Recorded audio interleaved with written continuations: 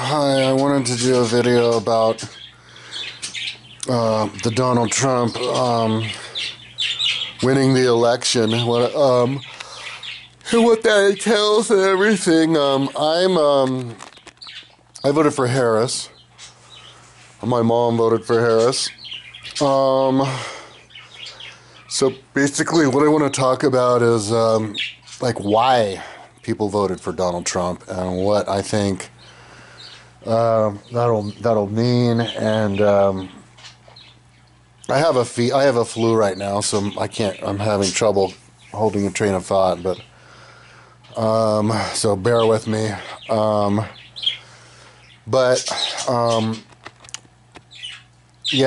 it means. If anything good can come out of it. I think the reason, I think the thing that made people vote for Donald Trump, and he seems to have won by a lot. I forgot to look at the numbers, but when I looked at it last night, he was like 5 million popular votes ahead of Kamala Harris. In the Electoral College, he completely destroyed her. He got to 270, and she was at 213, I think. But I think, and I saw an ad for the Kamala Harris campaign, like Women for Kamala Harris or something, and they have a skit where the woman votes for Harris, and then she comes out and her crazy MAGA husband's like, "Did you make the right vote?" And she says yes. And and smiles, and because she knows she voted the right choice. Well, I had the idea this morning. Apparently it was the other way around. There were probably a lot of people who were claiming to vote for Kamala Harris. Maybe they even thought they were going to vote for Kamala Harris, and then the time comes and they end up voting for Trump. But they tell everybody else they voted for Kamala Harris because they secretly wanted Trump to win. I can picture that happening from the fear that people could feel from the immigration. I think there are enough of one issue voters who are super duper concerned about all of the immigrants coming through the southern border. I saw some headlines on YouTube. I guess Trump got a bunch of young black men over the last few days to join his side. A lot of Latinos joined his side. So the people who are affected the most by all of these immigrants are blacks and Latinos, because they move into their neighborhoods and compete with them for jobs and stuff. And I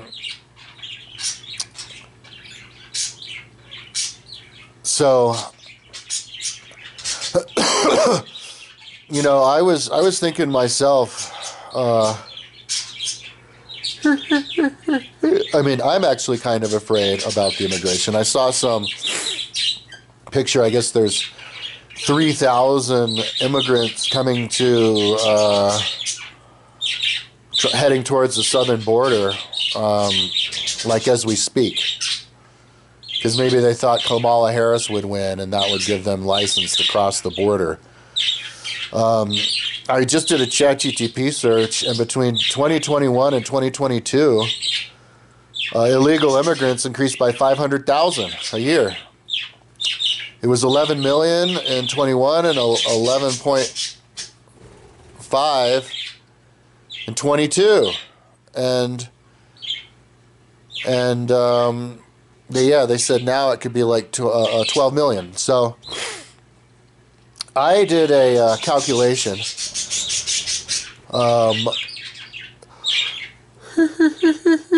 What percentage of the population is that? If there's 331 million Americans, and 12 million illegal immigrants. That's 1 out of 18. No, 1 out of every 28 people in America is an illegal immigrant.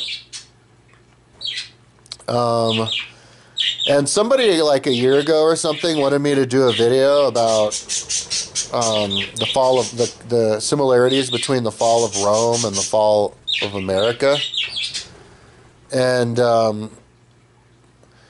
so I think this will be, I'll make this kind of, I'll title it like Trump winning plus video request similarities between fall of America and fall of Rome, because that's what people are talking about now.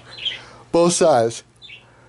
The right wing thinks America's going to fall because of the immigrants, and the left wing thinks America's going to fall because of Trump. Turning us into a fascist state. I've been reading Aristotle Politics over the last couple of weeks. It's the only book that I've been reading. I just read it, the entire thing, on Audible, and then I just read it again, and I read it again. Probably read it like 10 times, and then I read the menu of it on my website a whole bunch of times because I'm trying to memorize it. I have an idea that if I can memorize Aristotle Politics and prove that I memorized it, like, you know, like with my eyes shut and just recite the whole book, you know, and then make another video, make 2 videos, one where I memorize it and then one where I talk about everything I know about the book, you know, so I'll talk about what I memorize it and then everything I think about it and what that means. Aristotle Politics is really similarly written. It's almost like version 1 of Montesquieu's Spirit of the Laws book, written in 1762. It's almost like it's written by the same person. It's they're talking about how different situations create different laws. And they're the only 2 people I've ever heard of who've written books like that. The only difference is, you know, Aristotle was the first, so he didn't really... Well, no, he did. He was quoting other people around him, his contemporaries, and Montesquieu did that big time. But, so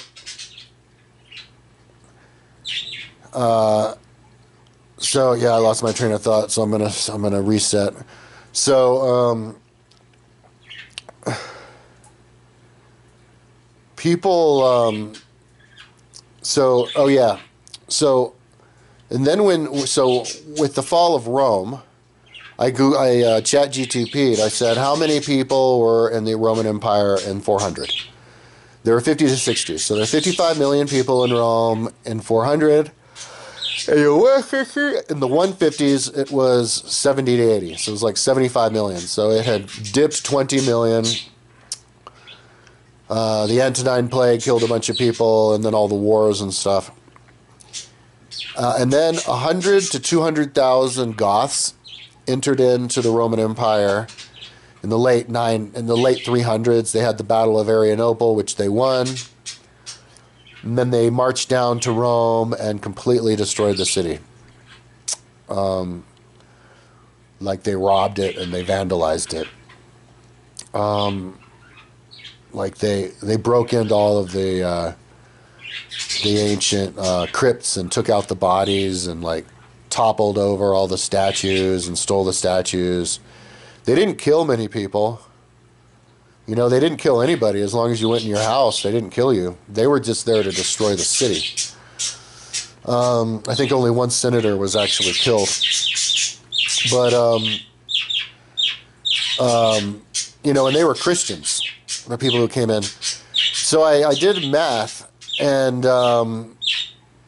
so if it was 150,000 of them and there's 55 million, that was 1 out of every like 333 people in the Roman Empire was one of these Gothic invaders. So, which is 13 times less than the numbers of illegals in America now, in terms of comparatively to the country. It's 1 out of every 28 people is an illegal now, And back then, it was one out of every 333. It was one of these Gothic invaders who were. It was enough to completely destroy destroy the city and begin the decline of the empire. So you can make of that what you want, but because we don't really have like an exact scientific number of how many people enter the country will create a saturation point where we can't be a country anymore. But like with Trump winning, I'm the kind of person who tries to look at the glass half full all the time. You know, I'm going to try to empathize with people and try to be positive. So like, what are the positives that could have come from Trump winning? Well, Trump getting up there and talking about how we're going to lose the country if too many immigrants come in is true. It's possible, and it can happen. And I think one mistake that the Democrats made was they never took that notion seriously. They never even admitted that it was a remote possibility. Like, they would scoff at the idea, and like, if you were to bring it up, maybe they would like yell at you and not want to talk to you anymore. Because I'm a left-winger, you know. I'm like a commie. I watch the Young Turks all the time. Cenk Uyghur's my favorite YouTuber. But and I see like all their videos. I've never seen the Young Turks or any of those left-wingers ever acknowledge the danger of immigrants coming in and destroying the country. I have they don't it's not even a remote possibility. Like, so much so that it would make people afraid to even bring it up to them because they just get mad at you. But let me explain to you how immigrants could destroy the country. Okay. Now, we have the oldest democracy, the oldest constitution in the world, and maybe the oldest constitution ever. Everybody else, models their constitution off of us. But now there's talk of changing the constitution. Trump's probably going to go for a third term. He was even talking about going to third terms. He was talking about getting rid of the stuff in the Constitution. And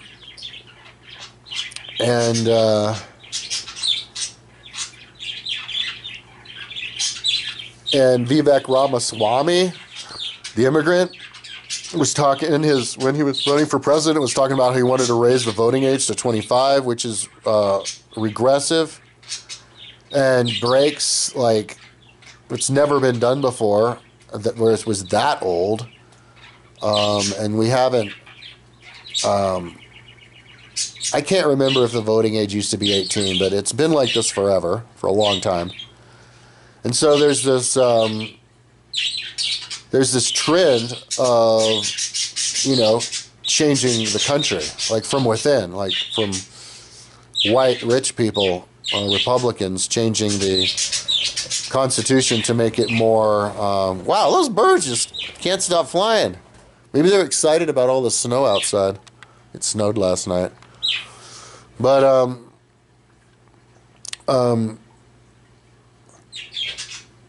so they're thinking maybe we should just straight up switch from a democracy to a dictatorship or some kind of an oligarchy. And they're actually saying it. Jeremy Boring said it. You can find him say it.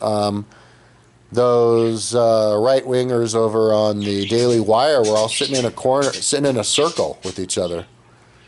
And Michael Knowles, the skinny-faced dude, was talking about how we needed to go to a dictatorship because he read Aristotle Politics, and he read about how revolution, revolve. It comes from the word revolve. It means just change. We're constantly changing our form of government, and so he was saying, well, because we've always changed form of government, maybe it's reason for us to just change a form of government of democracy.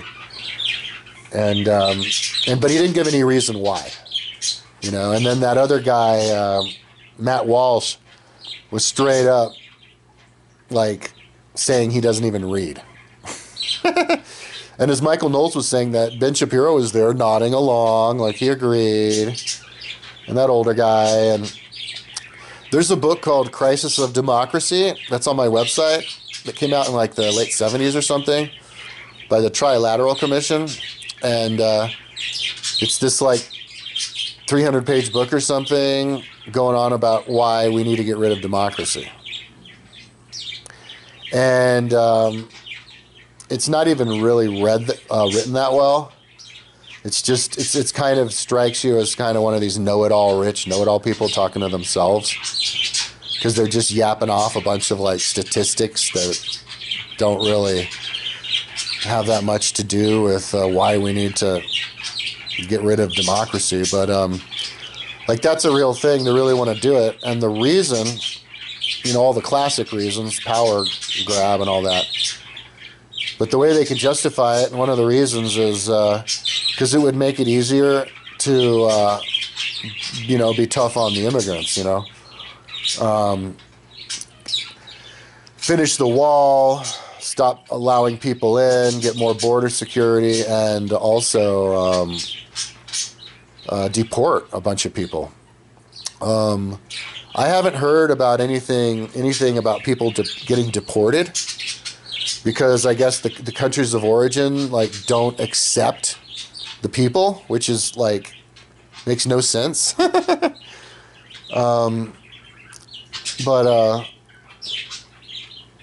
I mean, I saw a picture on like Facebook from 1935 of an entire busload of Mexican immigrants getting bused back to Mexico, got deported. We've been deporting them forever.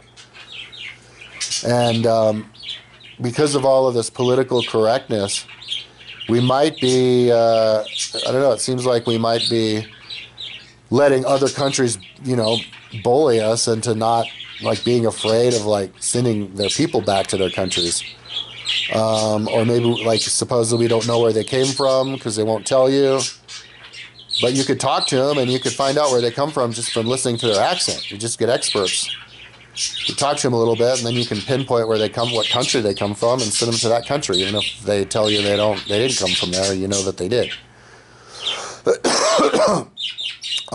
And so maybe it'd be easier to make executive actions to just send a whole bunch of these busted illegals back to their countries and fortify the wall and keep them from coming, so that they're not actually like invited to come here. I was watching a little bit of Lex Friedman interviewing one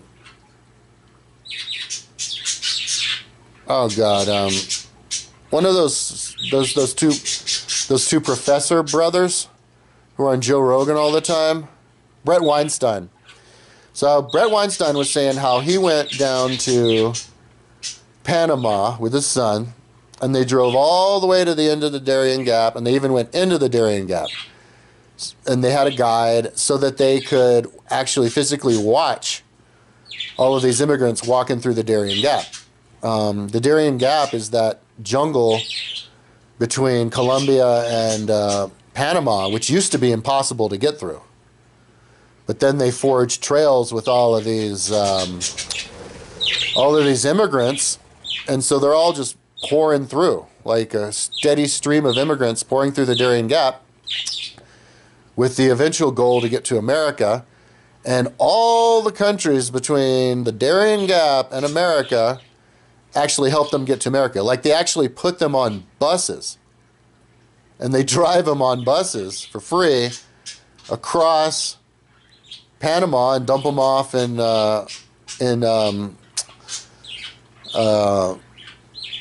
Costa Rica, because they don't want to pay for, you know, deporting them or putting them up in their own country. And they just want to help them get them on their way to America, who will absorb them.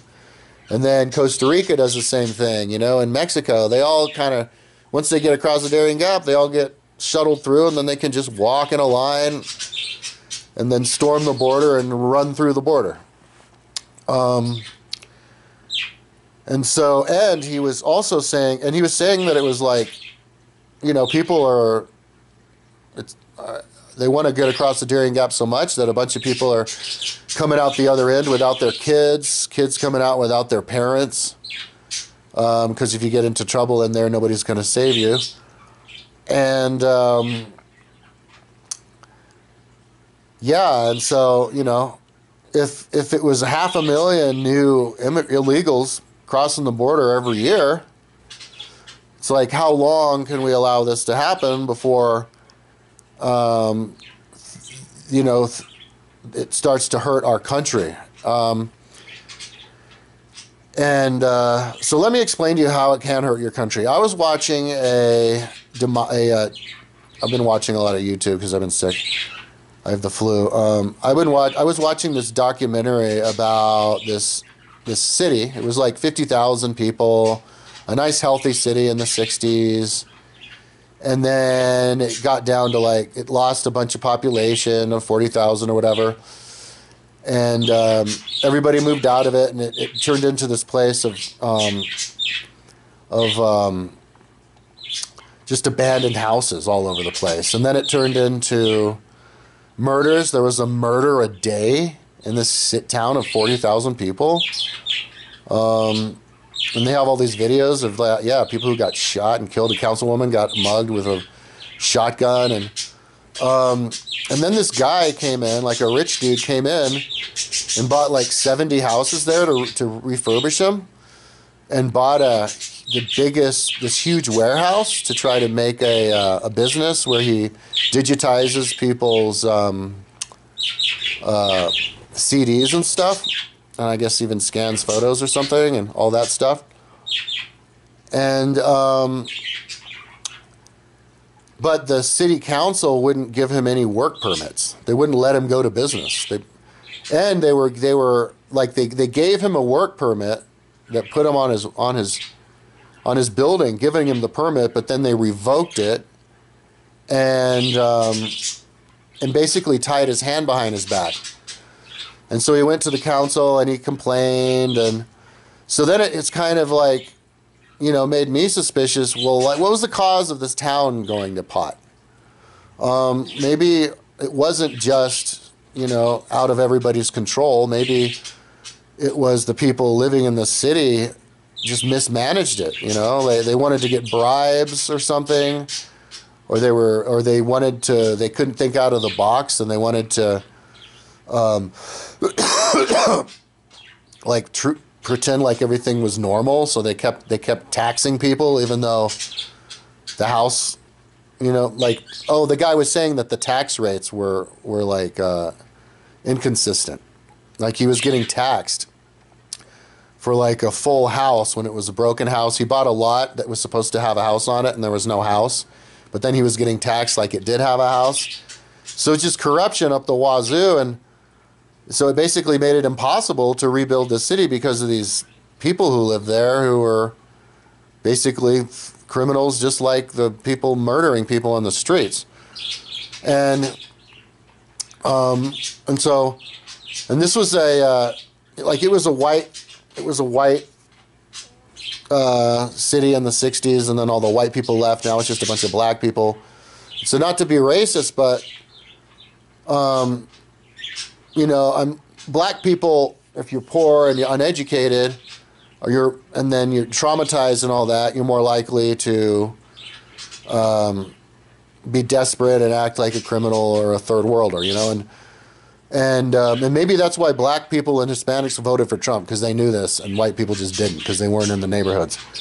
But if you get enough of these, and then they made a documentary to try to fix it and all that, but if you get all these immigrants pouring in, you're going to start, it's kind of like getting cancer. You get you get liver cancer, and you take the x-ray of it, and you've got 100 of these little white spots in your liver, and those things are only going to get bigger and eventually kill you. And so you have to go to chemo to kill the little nodules out of your liver and lungs and stuff. It's like that. If enough of these immigrants come over and they move in to these poor neighborhoods and they make the neighborhoods poorer, and they bring all the problems that they bring, and the trauma, and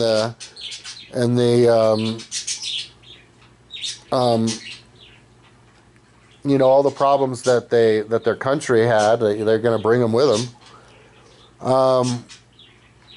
It could create a bunch of these like townships that are like that township I was just mentioning, where they're so horribly mismanaged that they barely even like follow the law anymore. Like I went to Fort Loser College, and those piece of shit teachers didn't even follow the law, and those were like, white people from the 50s, like baby boomers and stuff.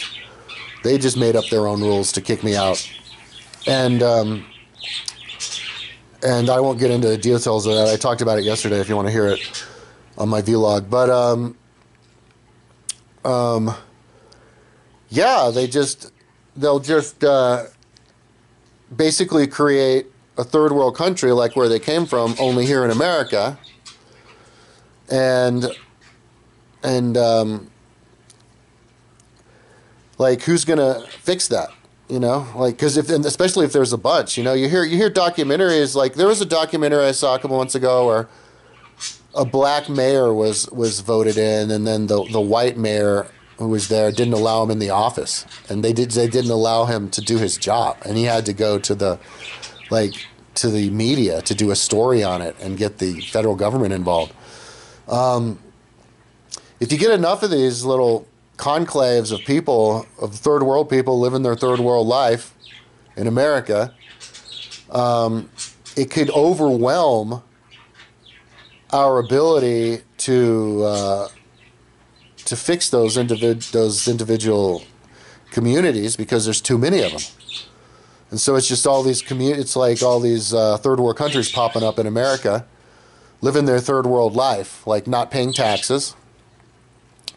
Nobody paying taxes, way too many people living in a house, just everything, just creating a third world country. But then on top of that, they want to sign up, without paying taxes, they want to go and sign up for all of the social benefits and get like unemployment and all that. And I know what people say. They're like, no, but illegals, they work their asses off. They pick fruit and off of the fruit farms because no white people will do it. Well, that's because we can't pay enough money, because there's no money. But and because they're illegal, they can't pay their. They do pay their payroll taxes, but then they're not getting the benefits. But they still are going to cause a strain. Overall, they're gonna make it harder for us to do our paperwork right, because everything's going to have to get like under the table, and also, illegal immigrants. Yeah, maybe they don't benefit from taxes, but there's all sorts of other government programs they can benefit from. Like going to the food bank, begging on the street. I live in Boulder, Colorado, about a block away from a supermarket, and about a tenth of the time I go there, I see a Mexican family out front with their baby. They clearly can't speak English. They have their sign, like a word or two, and there's white beggars all over here. I see them all the time, but the Mexican ones are here too, and this is like the whitest place in America. And so that's what I was telling my mom. Like, she called me this morning all bummed about Trump winning, and I was like, yeah, maybe people like decided at the last minute to vote for Trump because like everybody sees Mexican illegals everywhere, or Hispanic people from South America and all over, because they come from all over the world. Brett Weinstein was saying that he also saw a whole bunch of Chinese men coming across the border. They're one of the people who come across because Ecuador doesn't have any visa requirements for anybody. So any and everybody could just fly into Ecuador, and then they just take the bus up to Colombia, and then they hike across the Darien Gap and then take bus for free up to America. And so all these Chinese men are doing that. And Brett Weinstein was trying to interview people to see what they were coming across, and all the Hispanics, you know, they were friendly, and they were, you know, talking about how they were refugees. But then he tried to talk to the Chinese, and none of the Chinese wanted to talk to him or anybody or look at him, and they were scowling at him, and they were also mocking him. Like, they were aggressively, outwardly, like, nasty and mean towards everybody else and towards him. And it said it gave him the idea that maybe China was actually sending these Chinese people, these Chinese men into America to wreak havoc on America, like sabotage America, spy on America, just destroy America.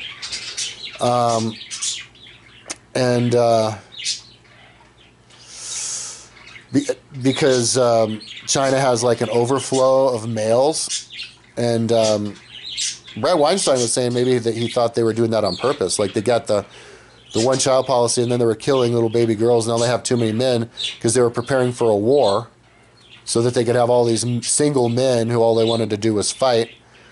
So now they're using a bunch of them, or sending a bunch of them to America to do that. And and I've seen those images of the 3,000 immigrants, like, walking across the road. Like as far as you can see, the entire road's taken up with people. And it kind of gives me the vibe that it's malicious, you know? It's like everybody's like, fuck America. And I've traveled a lot. I've traveled maybe, accumulated maybe 7 to 8 years, traveled around. I was in South America. No, more than that, because I was in South America for that long, like 7 years, just in South America, and I've traveled in other parts. But a lot of people in South America, like, didn't like me just because I was American, and then even in Chile. And they even told me, they're like, I don't like Americans. And it's like, because so it make sense, you know, that all these people coming over here are like, fuck America, let's just go there and get my free stuff. You know, maybe my life's better if I were to get arrested and live in a one of these compounds the rest of my life. And while it's true that, you know, people are coming across the border and then they're getting, like, separated from their kids and never finding their kids again, yet they still want to come. So, like, stuff must be super dire in Mexico and South America. Like, they can't stop breeding, way too much population, and they just get the population bleed off coming into here. So I think that's something that the Democrats should have addressed. Because if the Democrats, like, if I was a Democratic nominee, I would have matched Donald Trump's horror at all of this, these immigrants, so that people would vote for me for that, knowing so many people vote for that. And yeah, because people they just get really, like, cynical and, like, mean when you say that, like, accuse you of being you know, racist. And but so that's one reason why he won, and maybe that's one silver lining to him winning. Like, maybe he could, with all of his fascist right-wing allies, they could be more effective in actually rounding people up and sending them to back over the border to wherever the hell they came from. And it's also not fair for, like, Democratic like cities, you know, like, or Democrats in northern cities like New York, to complain about Texas, because people in southern Texas or whatever, Florida or something, were actually busing these illegals, just like how Mexico and Panama were doing it. busing these illegals up to New York. They're like, what are you busing them up to here for? Well, it's so that the people in New York could see what the people in Texas were dealing with. You know, and so then maybe we could get consolidated and get these people out of here.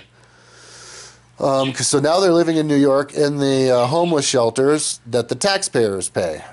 And, you know, I know people say, oh, but they you know, because they're illegals, they work and they pay the payroll tax, but then they don't get the benefits from it. But the problem is when illegals open businesses, they don't pay taxes, and then there ain't no payroll tax, and then there's no census, and there's no information or anything.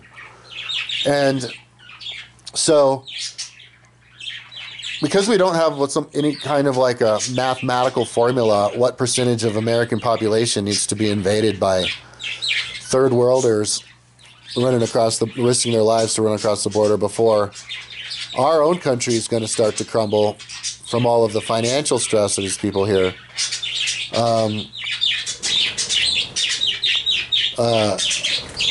You know, it's kind of I guess a difficult thing to talk about, but it happened before with Rome, and it happened with a whole lot less people. And you know, under extreme circumstances, I'm not saying that it's the circumstances we're in now, but under extreme circumstances, imagine if everybody in America was like a hippie, like a green, you know, spiral dynamics, green level. We're not really communicating with each other. We have like all this wealth discrepancy, so only the poor people can deal with all of these immigrants, and all the rich people are a little bit more cushioned from it and don't understand the dangers and the prevalence of it.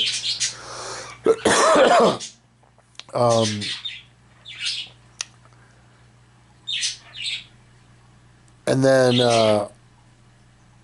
and so because of that, they don't do anything about it.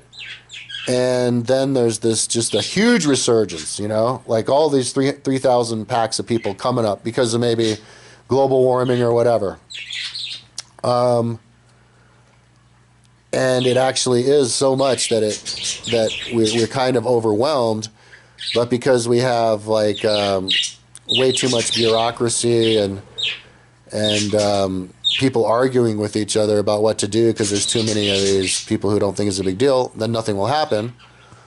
And then if that does and at the end result in everything collapsing and causing some kind of a depression, which would cause all the other problems, violence and everything, then in the end, maybe it would actually be a better idea to have a dictator who has the power to just, without anybody being able to stop him, to just bus and plane hundreds of thousands of these immigrants back to their countries. And then to build the wall really big and to get a bunch of National Guard down there on the wall and take it seriously. The word dictator came from ancient Rome, where whenever they would have a war with somebody, they would have like a voluntary revolution. They would change their system of government. Everybody would voluntarily. All of a sudden they're not a republic anymore. They're not an elective republic anymore. They're a dictatorship. The dictator had all the power of the whole country, and he would go out there and kick ass, take names, and then he'd come back. And, you know, that was kind of a sketchy thing because they'd come back and maybe he could keep the power and not give it back. So that's why they turned Cincinnatus into a big hero, because he was the guy who was just a retired general farmer, and they had a war with the people from the South. They made him dictator for 2 weeks. He won the war, and then he gave up his dictatorship right after that and went back to his farm. And everything was great. And they're like, we need Romans like that. That would be the modern day equivalent of that, where it could actually like be a good thing to have a dictator if it gets that bad. So basically, I think people voted for Trump because enough people were freaked out enough about the immigrants. like mortally terrified for their own lives, their families' lives, future of their family, and the entire country. Like the Republican Party, he was saying he wanted to change things in the Constitution. You know, like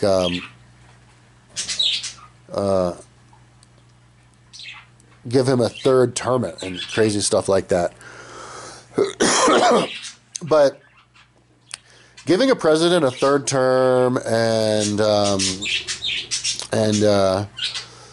becoming fascist, not a complete fascism, but like fascism is where the corporate part of the country, it came from Italy, but the general idea of fascism is where the corporations control the country.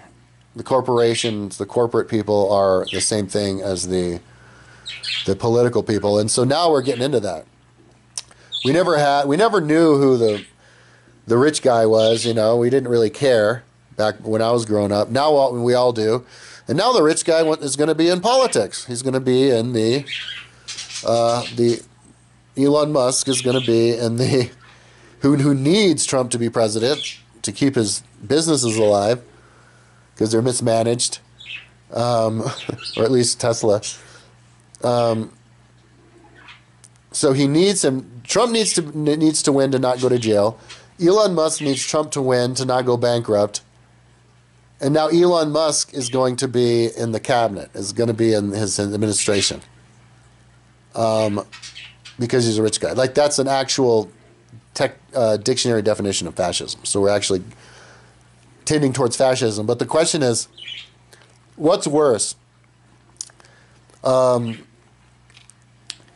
Losing a little bit of the democracy where, okay, so now now presidents can have 3 or fucking maybe even 4 terms. And now the billionaires get to be in politics, in the administration. Now all the rich people get to have all their tax cuts and get all the wealth discrepancy. But at least we have the Constitution, the rest of the Constitution. And at least we still vote for a president every 16 years now instead of every 4 years. Or no, you still vote for presidents every 4 years, even if they could be there for 16 years. So what's worse? Losing just like those bits and pieces of the Constitution and becoming more fascist, or losing the entire Constitution? A lot of people would be like, "Oh, that's impossible." Well, it's not impossible if enough of the population ain't American anymore. You know, they're not gonna identify with our founding fathers. They're a bunch of white people, white slave owners. You know, they maybe say that exact thing, and they might be like, "Yeah, let's just ditch this whole Constitution, and or rewrite enough of it to make it so that we're basically indistinguishable from Brazil, and then have get in the habit of getting in coups and stuff, and then they take away your Social Security and your Medicaid, and then people start living in the streets. But people are like, whatever, they asked for it because all those brown people moved in." So anyway, that's the silver lining, the possible silver lining of Trump winning. I'm like a left winger, and I voted for Kamala Harris. I've always voted Democrat. I did a video about how I thought Trump should die of the coronavirus. Like, I hate Donald Trump and the Republicans and right wingers and socially conservative people and people who don't want to tax the rich and think that you're awesome just because you're rich, and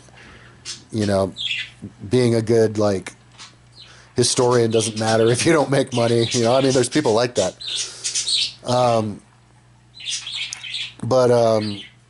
Oh shit, lost my train of thought.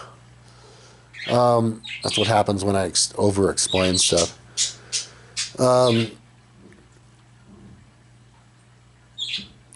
Yeah. If there's enough people like that, yeah, the America could turn into just a country of like enclaves. You know, rich versus poor, white versus black, and so I do believe that we need to get rid of this immigration because we're basically inviting people over, watching all these people coming across because they know they can do it. You know, somebody calls and they go, "Oh yeah, I made it across. Come on in, let's do it," and then more come. I saw a YouTube video of one of these Venezuelan illegals who was like really young. He was like 20 years old. And he's up on YouTube and he looked evil. He had like face tattoos and he's all mean and nasty, talking in Spanish. And he was giving tutorials to his buddies back home, telling you about how you could just move into people's houses and the people here couldn't do anything about it because we have laws that protect people who move into other people's houses, the squatters. And so I guess a lot of these squatters are actually illegals. And so this whole notion of like, oh, illegal immigrants, they pay their dues, they're hardworking, and they're actually good for the economy because they pay payroll tax, but they don't get the benefits from it. Well, there's all sorts of other expenses that they incur. You know, that's not that's not the end of the story. So. So anyways, that's the whole immigrant illegal side.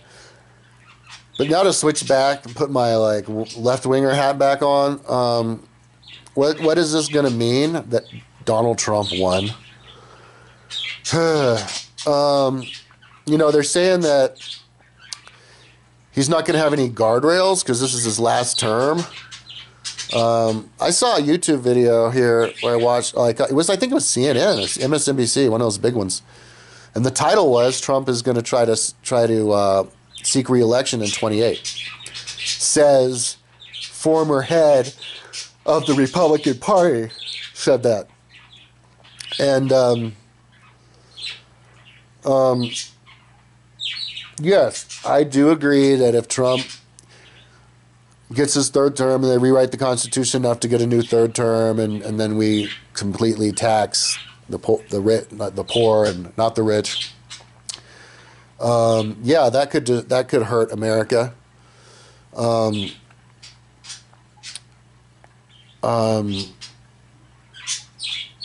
But could it completely destroy America? You know, like have a fascist dictatorship. I think there's still enough Americans who believe in America to not allow that to happen. You know, like how is that going to happen? He had all those thousands of people storm the Capitol, and then we took care of them. You know, they went to jail, and then they begged for forgiveness, and they were remorseful about it. Most of them were, not that Jacob Chandler guy, but Jacob Chandling, shaman dude. But all the other ones, you know, were. That I saw, and so basically what I'm thinking is what's more likely, what's more of a possibility, us losing the country from too many of these immigrants coming up and costing us too much and too much crime and destroying the culture to the point where every other small business owner doesn't even pay their taxes because so many of them are illegals. And I mean, I see it here in Boulder, all of the laborers are Mexican. I mean, they're all over here in Boulder, but it's supposed to be a white place. But all the construction guys, and I'm thinking to myself, like, how many of these, you know, yard companies, these Mexican-led yard companies and Mexican or illegal immigrant or whatever, you know, small businesses don't pay taxes, and you just don't know about it because they're cynical, or they got desperate, or they have whatever kind of reason, you know. And if they go out of business, big deal, they'll just open up another business under another name and not pay taxes or something. So what's more dangerous, a bunch of those guys coming, or Trump toppling it? Well, I think too many Americans would not allow that to happen. Like they would say, like, he'd try to pass a bill, even if it's all Republican, Republican House, Republican Senate, Republican President, fascist cabinet, even then, I don't know. I'm still thinking maybe people would be like, no, we're not going to give 3 term limits. That's what America is. Or no, we're not going to, get rid of all these, like Social Security and Medicaid, and get rid of all of the regulations for insurance and environmental protection for the oil and all that stuff. I think, I don't know. I think the reason Donald Trump won is because it's actually a little bit debatable. Maybe it is worse to have the people. Because the problem is, if you get enough of these illegal immigrants in, then they can get into politics, or people adjacent to them get into politics, and then those politicians will end up completely rewriting the Constitution and creating an oligarchy or dictatorship. So that is, people talk about all the horrible things that they're going to do with the taxes, but it's true. All of these immigrants are also bad, and so maybe getting rid of them and setting a precedence for that, and letting everybody know that if you don't run on that, you're not going to win your election. You have to run on getting rid of these immigrants. So anyway, that's my thought of Donald Trump winning.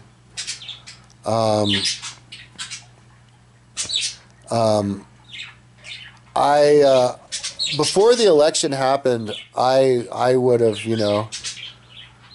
said, yeah, don't worry about the immigrants. We can absorb a whole lot more of them. They respect American democracy. They believe in paying taxes. They love America. They want to learn English. And then I voted for Kamala Harris. But now that Trump won, just because I don't want to get depressed about it and I want to be kind of optimistic, I think I agree with the right wing a little bit more. I think it made me a little bit more of a right winger. It's like, really? Well, because the majority does have a history of, that's the beauty of democracy. The majority does have this sixth sense, this innate ability to know the right thing to do. There was a study back in 100 years ago where they asked people to guess what the weight of this big bowl was, because if you got it right, you'd win a prize. And then, so they had everybody guess, including all of the expert. I saw this on that YouTube channel. I can't remember. But,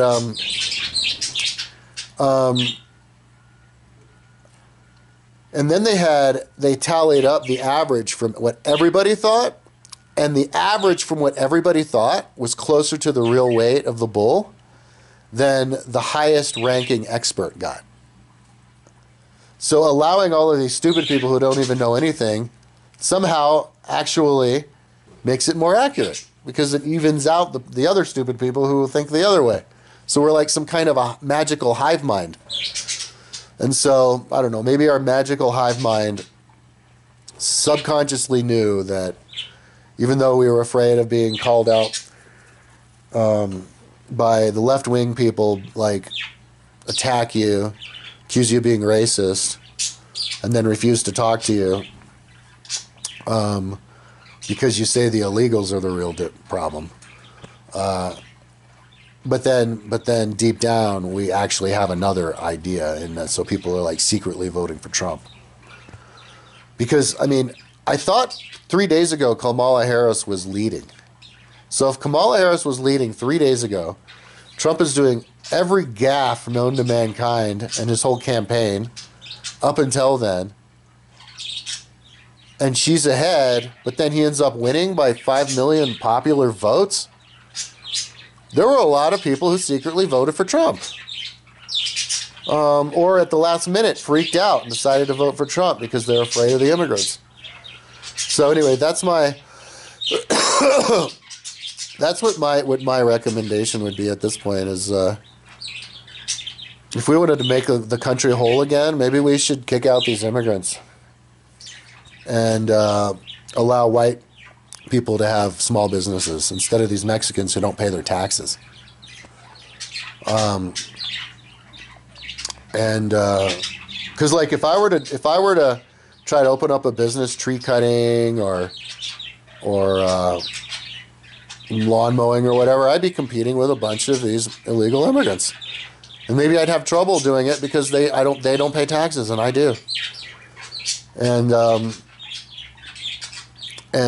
all sorts of other corners they cut. Like they like living with 12 people in a house, which gives them even more of an advantage ahead in life. A little more of a boost financially. Have a bunch of kids. And I don't know. So that was like my silver lining to Trump winning. Personally, like in my heart, I don't, to be honest, I was saying yesterday I'd be totally horrified if Trump won. That's what I said. But now that actually happened, I'm thinking,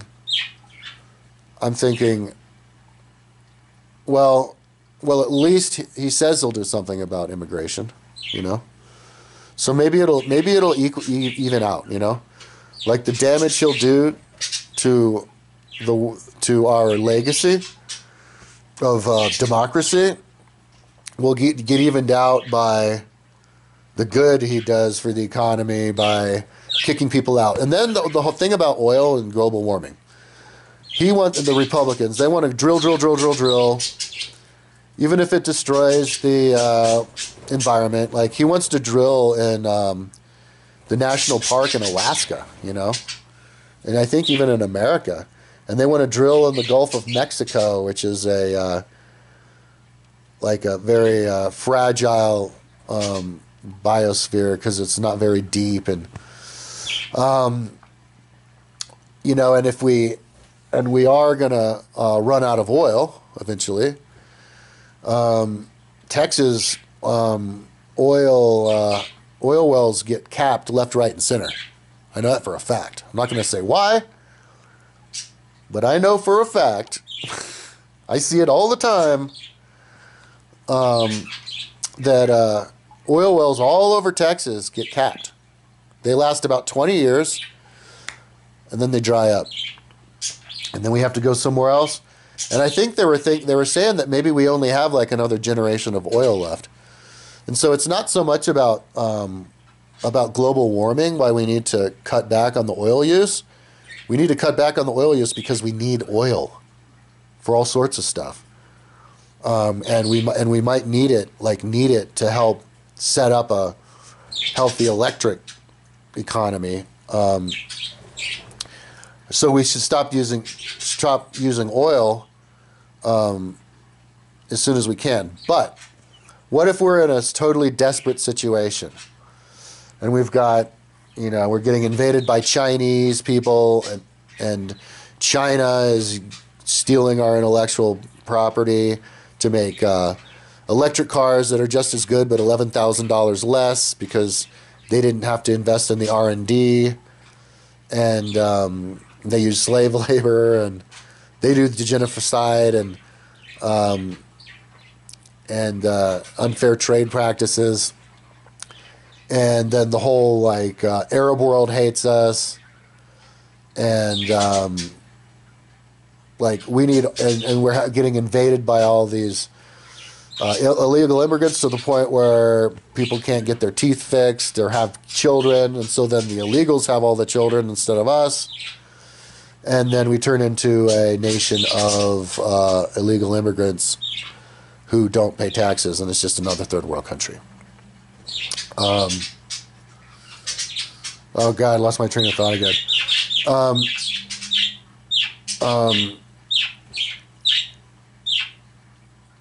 Oh God. Whoa, I totally lost my train of thought. Yeah, so yeah, maybe they'll just balance each other out, Oh yeah, what I was gonna say was maybe it would be a good idea to just drill the shit out of America, even if it means destroying. Oh yeah, because global warming,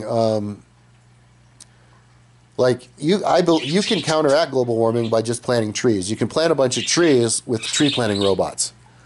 If you plant a gazillion trees, you can terraform our own planet. Forget Mars. Terraform the Earth with all those trees. The trees will create rain clouds, which then will refill the lakes, which will then create more rain clouds, create more plants, and then you'll have your biodiversity back, and then that will create the oxygen, which will counteract the global warming. Like, we can counteract global warming. Until the end of time, we can always counteract global warming. One thing we cannot do is replenish our oil reserves. Once those oil reserves are gone, they're gone. Then we won't have any. And like, what was the thing that allowed us to have civilization? Energy. So then we lose the energy, and then we'll just go back to like the Middle Ages. And so,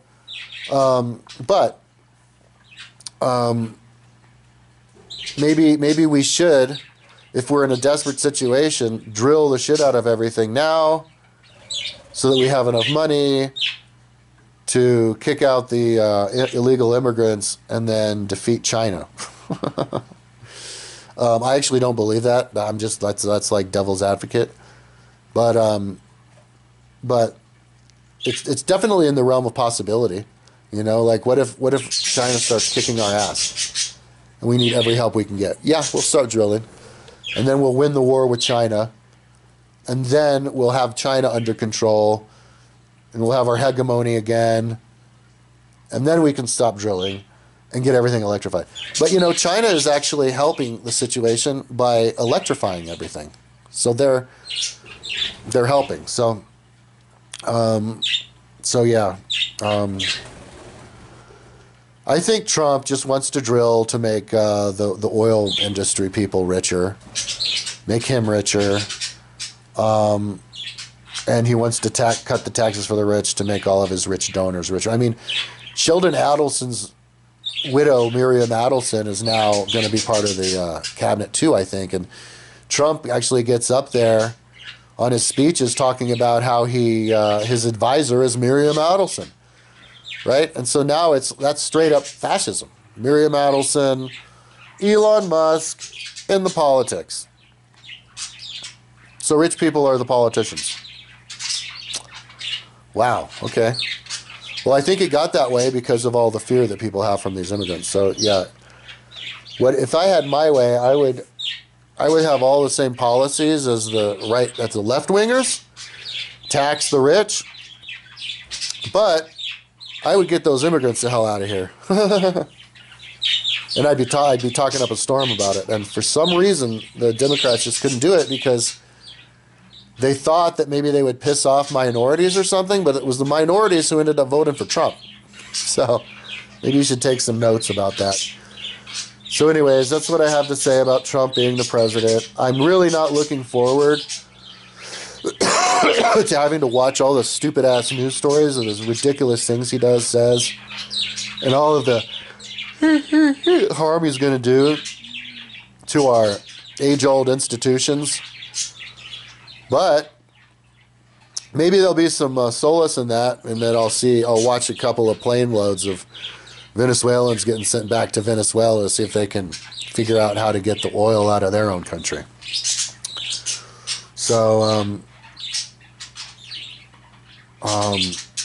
it kind of seems like the world's going to hell in a handbasket. You know, Russia is falling. That guy, Peter, I can't remember his name, but he was saying that Russia is like on its dying breath because they can't rebuild their oil infrastructure because we built it, and they have to rebuild it from scratch because it all froze and broke the pipes because they stopped using it. I don't know about that because then the Chinese can come. They have plenty of money. They can do it. I mean, if the Chinese can make rocket ships to the moon, they could drill oil wells for the Russians. But you know, that could be. He was saying that was the reason they invaded Ukraine, was to try to protect their own country. And so all these wars happening and tension between China and America, Russia and America, like two sides forming, like there's going to be a world war, and all these immigrants coming in. I think one way to protect ourselves, if there is going to be a problem in the near future with these other countries who don't like us, having as much money and power as we can would help us. And that means drilling oil and kicking out the immigrants, doing stuff Trump wants to do. And I think that's why he was voted. Now, we could have mitigated all of that by not pissing those countries off by invading Iraq and helping Israel so much. But it's all already happened. So anyways, that's my rambling fever video about Trump becoming the president again. I'm not as horrified as I thought I would be. Maybe I gave up. Maybe I was just like, it was too much. I was like, all right, whatever. But I'm just hoping that at least maybe he'll do the immigrant thing. But if not, because now we've got that J.D. Vance guy. Trump gets his one more term, then J.D. Vance runs. If people love what Trump did, then J.D. Vance is going to be the president. And that guy is a total tool for the billionaires. And two-faced. The perfect evil politician. Nobody's going to like that guy. And then who's going to replace him? Ben Shapiro? It's like, oh God. So, anyways, that's what I think. I think we'll all be okay. Because here's one reason. It's the right-wingers who are still talking about how that you need freedom of speech and all that. And then and I don't hear left-wingers. Well, and then left-wingers, accuse Elon Musk of censoring people, so they do censor, but at least they're giving lip service to freedom of speech, because the thing that would really freak me out is if they made some law that, like, you have to get a permit that costs $50,000 in order to have a website, or my website gets, like, deleted because of some law they pass where you're not allowed to be critical or any way of anybody, and so then your website gets deleted, and then my website turns into just something that I can use for myself on my computer. That would freak me out. But then it's like, well, how long could they get away with that? That seems impossible. It seems like it'd only be temporary, and then I could put my website back on. But, like, people don't have websites. Like, nobody has a website. I'm the only one. I don't know anybody with an actual website. People have web pages. There's a difference. So, yeah, at the end of the day, I think we'll be all right. I think, the people who voted for Trump and for Trump, as long as they're not talking about politics, they seem pretty cool. Joe Rogan, they're like normal, smart people. And so maybe they're just, it's just that issue of immigration destroying the country is so powerful to them that it just trumps everything. And maybe it is, because 500,000 people a year? I mean, what if it goes up to 1 million a year? And then you add 10 years, there's 10 million people. Now it's a huge chunk, and now there's huge cities. It's like it could easily get out of control, especially with global warming and these countries having problems, and then they're going to just all shoot across. And we have an amazing country. We're almost like an island, There's the wall on the southern side that's not that long, 1,000 miles or something. It shouldn't be too hard to make a big wall there. They can't come and boat across the ocean, We've got the Coast Guard.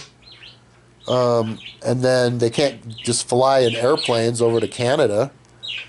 And so, like, let's use this opportunity and seal off the country and get our economy back so that we could then get our democracy all the way up to tops, and then be a good beacon for the country, for the rest of the world. Because if we could stay healthy while the rest of the world goes to hell, we could be like, well, look, we're healthy because of this, that, and the next thing. We follow the law. Maybe you could follow our lead. But if there's nobody's lead to follow, then it makes it so much harder to know even how to run a country right, because we don't know what a healthy run country is. So that would be the silver lining. So I think we'll be okay.